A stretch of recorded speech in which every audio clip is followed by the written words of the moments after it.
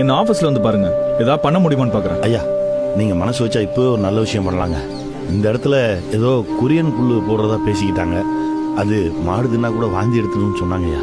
நீங்க சரின்னு சொன்னீங்கன்னா இந்த இடத்துல தக்காளி, வெண்டை, கத்திரின்னு ஒரு தோட்டம், அப்புறம் அப்படியே சைடில் அருகம்புல்லு, கீழா நெல்லி, கத்தாழை, அதுக்கப்புறம் அப்படியே வேலியில் வந்து தூதுவளை, முடக்கத்தான், பிரண்டை அப்படின்னு ஏற்றி விட்டுருவாங்க ஐயா.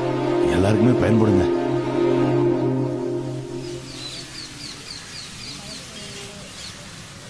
சரி வாங்க ஐயா. இது இல்லாமல் இன்னும் நிறைய இருக்கியா.